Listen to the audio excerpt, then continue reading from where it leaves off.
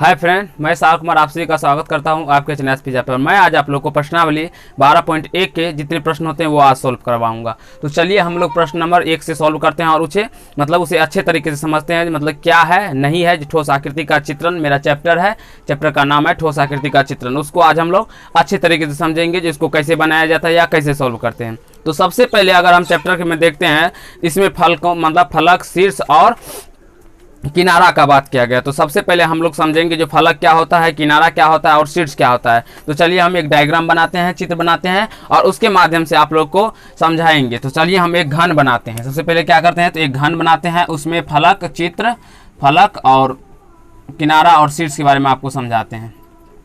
तो चलिए हम लोग समझाते हैं। यहाँ से इस प्रकार आप लोग एक घन बना लेंगे अपने अपने कॉपी में। इस प्रकार इसको ऐसे मतलब इससे मिला देंगे तो ये हमारा इस प्रकार घन बन के तैयार हो जाएगा। तो ये हमारा क्या बन गया, घन।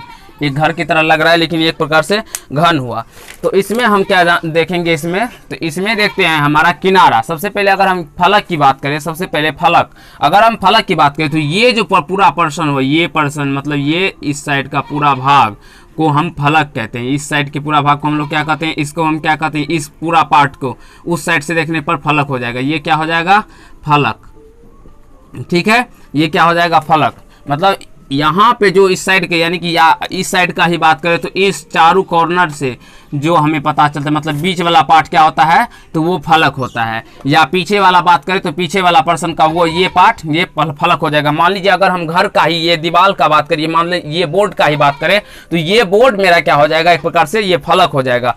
अब हम शीर्ष की बात करते हैं। तो अगर शीर्ष का हम बात करें तो जितने भी मतलब जहां भी पॉइंट है, आपको लगता है जहां पे पॉइंट है वहां पे क्या हो जाएगा, वो हमारा शीर्ष हो जाएगा। तो मान लीजिए यहाँ पे पॉइंट है तो ये भी हमारा शीर्ष हो जाएगा।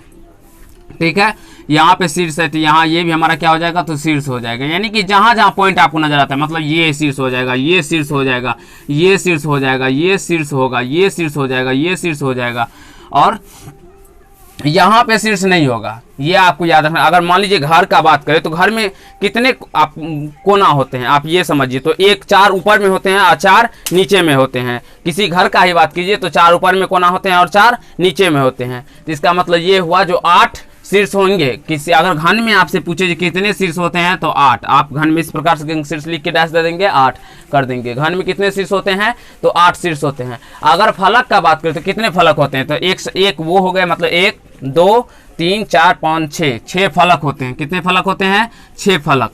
तो आशा करता हूँ आप लोग को फलक और शीर्ष क्या होता है नहीं होता है ये मतलब अपने को समझ में आ गया होगा अच्छे तरीके से। अब हम बात करेंगे इसमें किनारे के बारे में। किनारा क्या होता है, आप लोग को अगर हम मतलब बेसिकली वैसे बताए तो आप लोग मतलब घर में खुट्टा एक प्रकार से चारों कोण पे लगा हुआ देखे होंगे।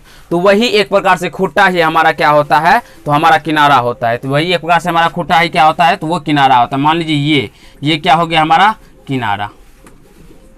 ये क्या हो गया, किनारा हो गया। और किनारों की संख्या अगर आपसे पूछे तो मान देखिए 4, मान लीजिए ये खुट्टा लगा हुआ है तो 1 2 3 4 इधर हुआ, नीचे में भी 4 होगा तो 4 4 8 8 1 9 10 1 11 1 12 12। अगर घन का बात करें या घनाभ में बात करें जो कितने किनारे होते हैं तो 12, फलक कितने होते हैं तो 6 और शीर्ष कितने होते हैं तो 8 होते हैं। तो आशा करता हूँ ये आप लोग को किनारा, घन और शीर्ष समझ में आ गया होगा। यानी कि किनारा कितने होते हैं तो 12 और फलक कितने होते हैं तो 6। एक घन में शीर्ष कितने होते हैं तो 8। तो चलिए हम लोग अब क्वेश्चन को सॉल्व करते हैं। तो आप लोग को फलक मतलब कौन सा पार्ट फलक होता है, कौन सा शीर्ष होता है, कौन सा किनारा होता है, वो आपको समझने में प्रॉब्लम नहीं हुआ होगा। अब हम लोग क्वेश्चन की ओर चलते हैं। क्वेश्चन में 1 नंबर अपने अपनी किताब से क्वेश्चन निकालेंगे। बीटीसी मैथ से हम लोग प्रश्न को सॉल्व करते हैं। तो आप लोग अपने अपने पास किताब रख लेंगे बीटीसी का। तो ये यहाँ पे देखिए इस प्रकार से एक घन बनाया गया है, इस प्रकार से एक घन बनाया गया है। तो आप लोग इसमें देख लेंगे। तो इसमें बोल रहा है जो फलकों की संख्या, तो फलक, हाँ एक चीज़ और, फलक को हम लोग F से डिनोट करते हैं। यहाँ से फलक को हम लोग F से डिनोट करते हैं, शीर्ष को V से करते हैं और किनारों को E से करते हैं। और एक सूत्र होता है, एक क्या सूत्र होता है, मतलब कोई अगर बोल दे बहुफलक है या नहीं है वो जांच करने के लिए, उसके लिए आप आइलर सूत्र भी बोल सकते हैं उसको। आइलर सूत्र क्या बोल सकते हैं उसको, आइलर सूत्र।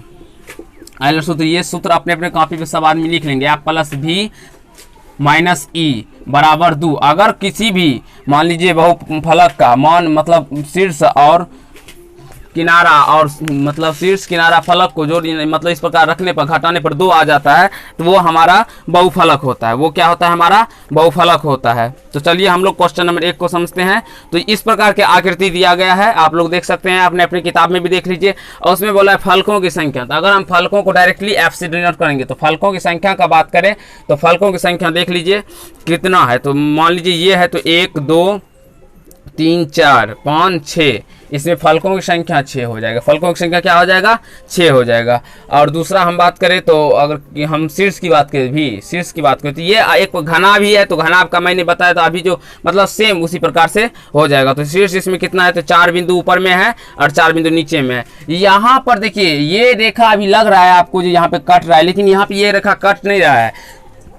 ये कभी भी यहाँ पे मान लीजिए खुट्टा है, वो दूसरा साइड का खुट्टा है। घर का ही बात कर लीजिए तो घर में ये लगता है आप लोग को, आप घर का एक चित्र का आकार का बात कर सकते हैं। तो यहाँ पे ये कट नहीं रहा है, ये आप लोग को समझना है। तो इसमें अगर हम शीर्ष की बात करें तो शीर्ष कितने हो जाएंगे? 8। शीर्ष कितने हो जाएंगे? तो 8 शीर्ष हो जाएंगे। शीर्ष कितने हो जाएंगे? 8 शीर्ष हो जाएंगे। और किनारों का बात करें, किनारों को हम लोग ई से सूचित करते हैं। तो मैंने यहाँ पे लिख दिया, तो आप लोग अपने कॉपी में लिख लेंगे किनारे के साइड में ई, फलक के एफ और शीर्ष को भी। और आइलर सूत्र बोले या इसे बहुफलक निकालने के लिए बोले तो आप उसको लिखेंगे एफ प्लस भी माइनस ई बराबर 2। एफ मतलब हो गया फलक, प्लस भी मतलब हो गया शीर्ष। फलक और शीर्ष को जोड़कर और उसमें से अगर हम किनारों का माइनस करेंगे तो अगर हमारा 2 मान आता है तो वो हमारा सही होगा। तो आशा कर तो समझ में आ रहा होगा। ई किनारों की संख्या अगर बात करें तो किनारों की संख्या इसमें कितने हैं? तो किनारों की संख्या देख लीजिए यहाँ पे आप कितना 1 2 3 4 5 6 7 8 9 10 11 12। किनारों की संख्या कितनी है?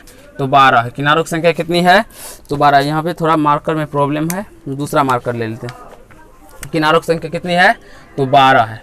12 किनारों की संख्या, ठीक है। तो 1 नंबर आप लोग को मतलब ये आकृति घना वाला समझ में आ गया होगा। चलिए हम इस चित्र का बात करते हैं। इस चित्र में अगर आप लोग से फलक का पूछे तो इसमें भी आपकी संख्या कितनी हो जाएंगे? तो फलक अगर बोलते तो 1 ऊपर है, 1 नीचे है, 2 और 1 3 1 4, मतलब देख लीजिए आप लोग ये मतलब 1 2 गिनती करेंगे तो इस प्रकार से बनेगा। 2 पीछे में होगा फलक और 2 3 4 5। यहाँ पे आप लोग देख सकते हैं इस पर, यहाँ पे इस लाइन को अच्छे तरीके से देखेंगे तो आपको समझ में आ जाएगा जी कितने फलक पीछे बनेंगे या नहीं बनेंगे। तो मैं आप लोग को डायरेक्टली गिनती करके बता देता हूँ। जो 1 2 3 4 5 6 पीछे बनेंगे, 6 7 और 8। फलक अगर बात करें तो इसमें फलक 8 हो जाएगा। और शीर्ष का अगर हम बात करें तो शीर्ष कितना होगा? तो 1 2 3 4 5 6 ऊपर में है और 6 नीचे होगा। तो 6 नीचे होगा तो 6 कितना? 6 12 हो जाएगा। और किनारा का बात करें तो किनारा कितना होगा इसमें वो देख लेते हैं हम लोग। तो 1 2 3 4 5 6 इधर नीचे मतलब ये साइड हुआ और 6 7 8 9 10 11 12 और 12 6 18, यानी कि 18 क्या हो जाएगा? 18 क्या हो जाएगा? तो इसका मतलब फलक होगा 8, शीर्ष हो जाएगा 12 और किनारा होगा 18। तो आशा करता हूँ आप लोग अपने कॉपी में चित्र में देखेंगे अच्छे तरीके से समझ में आ जाएगा जो मतलब क्या है नहीं है। तो चलिए हम तीसरा प्रश्न को देखते हैं। तीसरा प्रश्न में एफ कितना है, मतलब फलक कितना है। तीसरा प्रश्न में जब हम फलक का बात करें तो ये आकृति वैसे तो स्पष्ट नहीं है, आप लोग कहाँ देखेंगे तो हम बता देते हैं आप लोग को। ये आकृति को देखने के लिए आप लोग नीचे यहाँ पे भी देख सकते हैं, यहाँ पे भी बनाया गया है। यहाँ पे ये आकृति ही ये आकृति है, तो आप लोग इसको भी देख सकते हैं। तो इसमें अगर फलक का बात करें तो इसमें फलक होता है 1 2 3 4। फलक कितना होता है? 4। और शीर्ष कितना है? तो आप लोग गिनती कर लेंगे शीर्ष कितना है। तो आप लोग अपने परीक्षा में किताब रखे होंगे तो वैसे तो गिनती कर लिए होंगे। जो 1 2 3 4, फलक भी क्या हो जाएगा? 4 हो जाएगा। और किनारा कितना हो जाएगा? किनारा 1 2 3 4 5 6 हो जाएगा। तो आशा करता हूँ आप लोग को ये समझ में आ गया होगा। देखिए आप लोग इस चित्र में अगर आप लोग को समझ में ना आए तो वह यहाँ से आप लोग देख सकते हैं। तो फलक देखिए, तो एक आगे ये इस साइड हो गया, एक इस साइड हो गया, दो, एक पीछे हो गया, तीन, और एक नीचे हो गया, तो इसलिए 4 लिखे हैं। शीर्ष का बात करें तो एक यहाँ पे देखिए 1 2 3 4, ये शीर्ष नहीं होगा, ये आप लोग को ध्यान पे रखना है, वो शीर्ष नहीं है। और अगर आप लोग को किनारा का बात करें तो किनारा कितना होगा, तो एक डंडा उस साइड वाला 2 3 1 4 1 5, एक वो रेखा जो होगा वो 6 होगा, तो इसलिए हम 6 लिखे। तो आशा करता हूँ ये आप लोग को समझ में आ गया होगा। तो आप लोग जल्दी से इसको नोट कर लीजिए। हम लोग क्वेश्चन नंबर 2 करेंगे और समझेंगे उसको, जिसमें कि आयलर सूत्र का प्रयोग होगा। हाँ, इसमें बोल रहा है एक और प्रश्न है जो ये बहुफलक है या नहीं, जांच करने के लिए बहुफलक है या नहीं है। तो ये तीनों होगा, आप लोग चेक कर सकते हैं आयलर सूत्र की मदद से।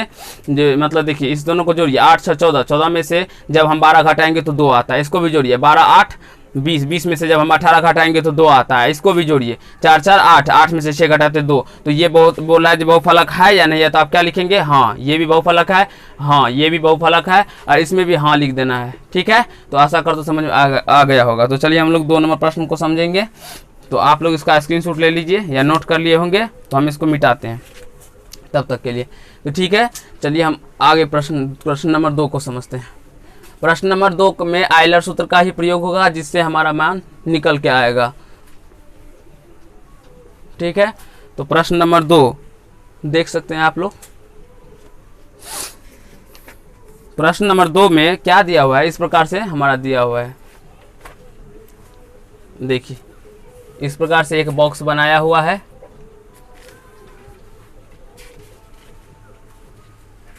और उसमें मान दिया हुआ है हमारा।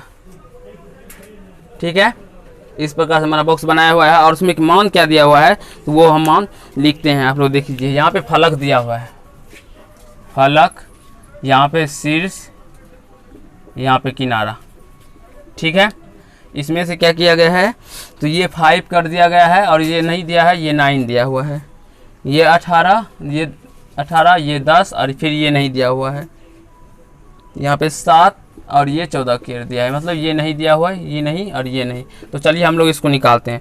तो इसको निकालने का एक सिंपल सा मेथड है, जो अभी आप लोग आयलर सूत्र पढ़े होंगे, तो वही सूत्र आयलर की मदद से हम लोग इसको निकाल सकते हैं। तो निकालेंगे सबसे पहले। देखिए आयलर सूत्र, यहाँ पे आयलर सूत्र f प्लस v माइनस ई बराबर 2। तो f प्लस v, देखिए f कहाँ पे, यहाँ पे देखिए ये क्या हो गया। तो आप लोग को समझना होगा या ध्यान पे रखना होगा, ये f होता है, ये क्या होता है, तो f होता है, ये आपको ध्यान रखना होगा, ये f होता है, ये v होता है, और ये ई होता है। ये अच्छे तरीके से समझ में रहना, मतलब रखना पड़ेगा। तो चलिए f प्लस भी करते हैं। f प्लस भी यानी कि देखिए 5 प्लस भी करेंगे, तो भी तो नहीं दिया हुआ है, भी को भी ही रहने देते हैं। ठीक है, प्लस और माइनस ई करेंगे, तो -9 कर देते हैं बराबर 2। तो जब हम यहाँ से इसको सॉल्व करते हैं तो v -4 बराबर 2 बच जाता है, क्योंकि 9 में से 5 में से 9 नहीं घटेगा, लेकिन 9 में से 5 को माइनस कर लेंगे तो माइनस का ज़्यादा संख्या, तो माइनस वाला लग जाएगा। तो v बराबर 2 और माइनस में 4 इधर जाएगा तो +4 हो जाएगा। तो v बराबर कितना हो जाएगा, 6। इसका मतलब यहाँ पे क्या निकल के आ गया हमारा, यहाँ पे जो निकल के आया वो 6 हो जाएगा। ठीक है, शीर्ष आपका शीर्ष कितना होगा, यहाँ पे लिख लेते हैं साइड में, शीर्ष कितना निकल के आएगा, 6। अब चलिए हम इस प्रश्न को सॉल्व करते हैं। इस प्रश्न में भी वही करेंगे। तो आयलर सूत्र से f कितना है 18, और प्लस भी कितना है 10, और हमको किनारा मतलब ई निकालने के लिए बोल रहा है, तो माइनस ई बराबर कितना होता है, 2 होता है। तो जब हम इस दोनों को जोड़ेंगे तो 10 18 कितना होता है, 28 माइनस ई बराबर 2। तो माइनस ई बराबर 2, ये प्लस में 28 इस साइड जाएगा तो माइनस 28 हो जाएगा। तो माइनस ई बराबर -26, यहाँ से माइनस माइनस कट जाएगा, तो ई बराबर 26 निकल के आ गया। तो यहाँ पे क्या हो जाएगा मेरा, ई बराबर ई का मान 26 निकल के आ गया। तो यहाँ से ई का मान कितना हो जाएगा, तो 26। ठीक है, आशा करता हूँ आप लोग को समझ में आ रहा होगा। और अब मतलब ऊपर वाले प्रश्न को सॉल्व करें। तो ऊपर में हमें f नहीं दिया हुआ है, तो f को वैसे रहने देंगे। प्लस भी कितना दिया है 7, और माइनस ई कितना दिया है 14, बराबर हम क्या करेंगे 2। ये आयलर सूत्र है, ये आपको याद रखना होगा, तभी आपका प्रश्न ये सॉल्व होगा। तो f का मान निकाल, इस दोनों को जब हम करेंगे तो ये -7 हो जाएगा, बराबर में हम 2 कर देंगे। तो f बराबर कितना हो जाएगा 2, और ये माइनस में 7 है, इस साइड आएगा तो प्लस में 7 हो जाएगा। तो f बराबर 7 दूना, यानी कि यहाँ से आप तीनों का मान निकल के आ गया। यहाँ से आप किनारा बराबर लिखेंगे, किनारा बराबर लिख देंगे क्या, तो 26, और फलक बराबर क्या लिखेंगे, फलक बराबर लिख देंगे, कितना निकल के आएगा 9। तो आशा कर तो ये आप लोग को समझ में आ गया होगा। तो आप लोग जल्दी से इसका स्क्रीनशॉट ले लीजिए। हम लोग क्वेश्चन नंबर 3 को 4 को समझेंगे अभी तुरंत ही। तो चलिए फ्रेंड, हम लोग क्वेश्चन नंबर 3 को समझते हैं और अच्छे तरीके से समझेंगे। तो 3 का 1 नंबर सभी अपने अपने किताब में क्वेश्चन पढ़ेंगे। जो क्वेश्चन है मेरा, जो प्रिज्म और बेलन किस प्रकार एक जैसे हैं। क्वेश्चन है मेरा जो प्रिज्म और बेलन, देखिए मैंने यहाँ पे हर एक का क्वेश्चन मतलब प्रश्न ये आकृति बनाया। ये क्या है मेरा, तो प्रिज्म है और ये है बेलन। ये क्या है, तो बेलन मैंने चित्र बना के रखा है, तो आप लोग देख लीजिए इसको। ये प्रिज्म है और ये बेलन है। तो बोला ये किस प्रकार एक समान है। तो आप लोग को देखने से ये एक समान कभी लग रहा है, तो आप लोग खुद ही देखिए ये एक समान है या नहीं है। तो ये आप लोग जब देखेंगे तो आपको खुद निकल के आएगा जी ये एक समान नहीं है। इसीलिए इसका बात ही हमने करेंगे। बोला है किस प्रकार एक समान है। जब एक समान है ये नहीं है तो हम इसके बारे में क्या बताएंगे। जब एक समान रहता तभी ना हम इसके बारे में कुछ और बताते, जो हाँ ये इसका ये समान है या वो समान है। कुछ समान ही नहीं। इसका ऊपर और नीचे देखे तो ये गोलाकार होता है, ये यानी वृत्त के आकार के होता है, और इसके ऊपर नीचे देखे तो ये त्रिभुजाकार होता है, यानी त्रिभुज के आकार का होता है। चलिए यहाँ पे समझते हैं। तो ये हमारा क्या होता है कि बोला है जो पिरामिड, ये हमारा पिरामिड हो गया, ये पिरामिड हो गया और ये शंकु हो गया, ये शंकु हो गया। तो देखिए ये पिरामिड है और ये शंकु है। तो ये पिरामिड और शंकु को भी आप लोग देखिए अच्छे तरीके से। तो ये आप लोग को किस प्रकार समझ में आता है। तो हम पिरामिड का नीचे की ओर बात करें तो ये वर्ग टाइप में एक मतलब वर्ग टाइप यानी चतुर्भुज के आकार का नीचे में होता है, और इसके नीचे अगर बात करें तो एक वृत्त टाइप के होता है। तो आशा कर तो ये एक तराजू के प्रकार के होता है पिरामिड को आप तराजू के आकार से बोल सकते हैं, और ये पिरामिड है और ये शंकु है। तो आप लोग देखिए तो ये कहीं एक समान लग रहा है, तो एक समान नहीं है। तो यहाँ पर भी इसके बारे में हम कुछ नहीं बता सकते हैं, यानी कि नहीं लिख देंगे। तो आशा करता हूँ 3 की 1 नंबर 2 नंबर अच्छी तरीके से समझ में आ गया। तो 4 और 5 मेरे नेक्स्ट पार्ट में अपलोड होगा, तो वो भी आप लोग को देखना है और अच्छे तरीके से समझना है। तो इस पार्ट में हम लोग इतना करेंगे। धन्यवाद दोस्त, आपको सभी प्रश्न को लिख के अच्छे से समझना है और बनाना है। धन्यवाद। अगले पार्ट में हम लोग आगे क्वेश्चन करेंगे।